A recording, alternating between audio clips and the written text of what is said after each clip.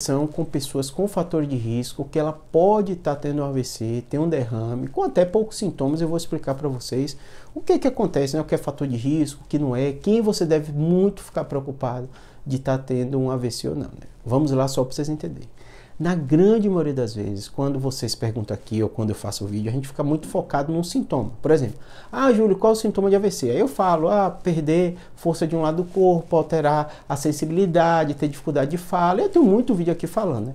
Mas o que eu percebo, e às vezes nas perguntas de vocês colocam, né, de forma muito intensa. Normalmente, a medicina, né, a ciência médica, né, a gente usa uma lógica muito baseada em risco, em probabilidade. Então, quando você fala sinal e sintoma, é ótimo, que é isso que faz o médico identificar se você está com a doença ou outra doença. Mas existe um outro fator que vocês falam muito pouco, que é o contexto clínico. Quais são os fatores de risco que esse paciente tem?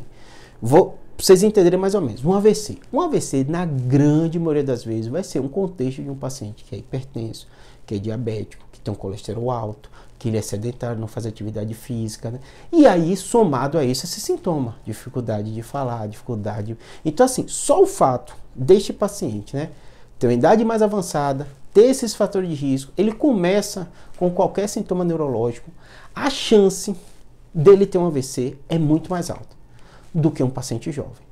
Esses sintomas e sintomas neurológicos que eu falo para vocês o tempo inteiro, ele pode acontecer em vários contextos. Então tem paciente que às vezes sente um formigamento na mão, sente a fraqueza da mão, não está tendo AVC.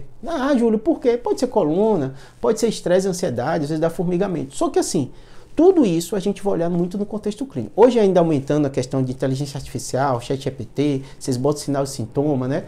Vocês têm que entender isso. A arte ou ciência médica, essa capacidade da gente ouvir a história de vocês, analisar o sinal e sintoma e colocando isso no seu contexto clínico.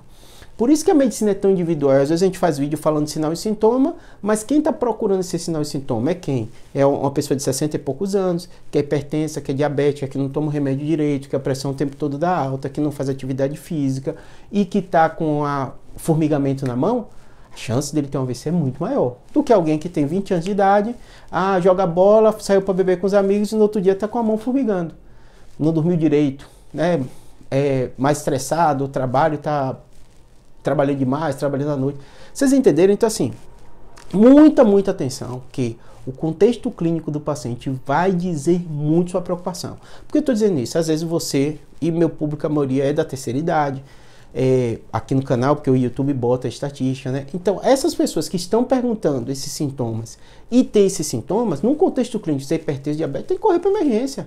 Tô com formigamento, tô com um braço que não está mexendo direito, minha visão piorou, tem que ir logo para emergência. A chance de você, no contexto de fator de idade, acima de 60 e 70 anos, né? 65, 70 anos, que é o meu público aqui. Grande parte da população brasileira, a gente sabe que uma das doenças mais comuns aqui é hipertensão, colesterol. A gente sabe que muita gente no Brasil não faz o tratamento adequado. É assustador. Em qualquer classe social, o paciente não entende às vezes que pressão alta, colesterol alto, diabetes são doenças crônicas, que às vezes vão precisar de remédio pro resto da vida. Então ele bota na cabeça que está curado e para de tomar um remédio, não mede a pressão, e quando vai a pressão está lá em cima, muda a dose, né? A gente tem que melhorar muito esse aspecto de educação e saúde, que é você estudar pela sua saúde.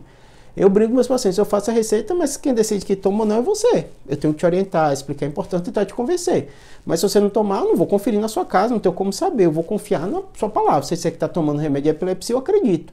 E você teve crise, eu vou aumentar a dose. Se está tomando remédio de pressão, diz que está tomando e não está tomando, a pressão está alta, o seu cardio vai aumentar. Então, assim, mesma coisa, você tem que pensar isso. Por isso que a atenção é muito redobrada no seu contexto clínico.